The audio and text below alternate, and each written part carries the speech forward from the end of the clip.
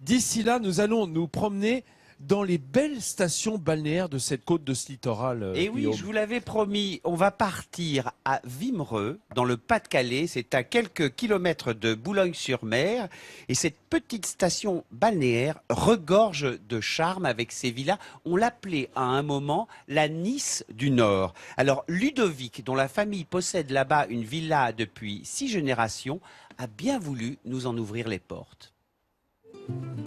Plus ancienne station balnéaire du Nord-Pas-de-Calais, Wimereux est réputée pour son architecture et son front de mer unique. Ici, nous sommes sur la digue de Wimereux. C'est un peu les Champs-Élysées de Wimereux. Vous voyez, tout le monde s'y retrouve, toutes les générations.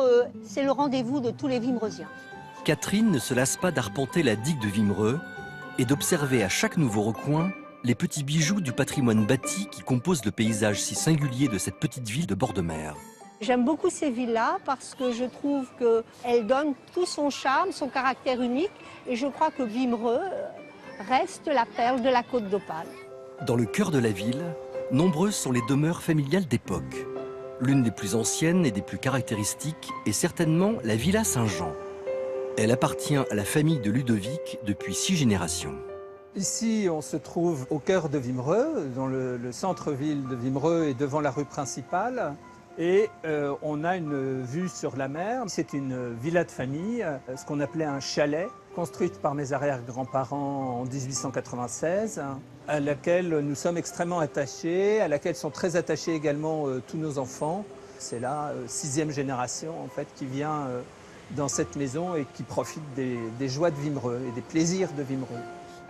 Un des plaisirs de Ludovic, admirer la vue sur la mer depuis le balcon du premier étage. Ce qui me plaît ici, c'est un double attachement pour la villa, parce que j'y ai toujours passé mes vacances, et puis aussi pour la baie qui est délimitée de Boulogne et Augrinet. La baie s'appelle la baie Saint-Jean, d'où le nom de la villa. C'est une très belle baie. Elle est variée, il y a des dunes, il y a de la falaise, et je trouve que c'est un coin qui est vraiment très beau. Et avec cette vue, oui, c'est le plus bel endroit du monde. Inévitablement. Le plus bel endroit du monde. Celui où l'on vient des 4 coins du Nord-Pas-de-Calais pour flâner en fin de journée sur la digue et ainsi admirer les couleurs incomparables du ciel à l'heure où le soleil se fond dans l'horizon. Quelles images magnifiques! Alors, je ne sais pas si les Dunkerquois et les Dunkerquoises le savent, mais il y a un personnage célèbre, on va en voir la photo, qui, enfant, a été passer ses vacances de nombreuses années à Wimereux. De qui s'agit-il? Vous le reconnaissez? C'est le général de Gaulle. Ses parents allaient en vacances à Wimereux. Mais de toute façon, la Côte d'Opale, dans son ensemble, c'est une beauté. Franck, vous allez là-bas souvent, vous promenez. Il y a des endroits que vous aimez particulièrement? Ça fait c'est cette partie de la région que je préfère vraiment. Ça me donne beaucoup d'inspiration pour mes histoires. Là, on parlait de Wimereux, mais la côte entre Boulogne et Calais est vraiment magnifique. Enfin, je conseille vraiment à tout le monde d'essayer de la faire en une journée.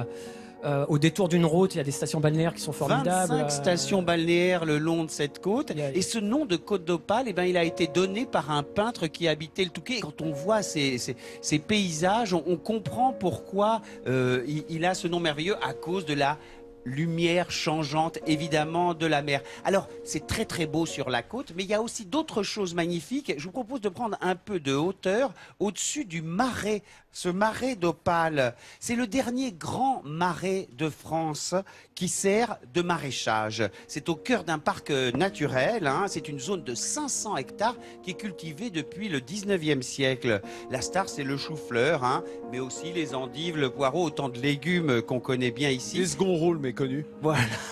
Et les agriculteurs, eh bien, ils se déplacent là-bas en barque à fond plat, qu'on appelle des back-over. Alors, tu ne crois pas si bien dire, parce que figure-toi qu'on a présenté à Saint-Quentin des gîtes qui sont là dans ce marais d'Opale.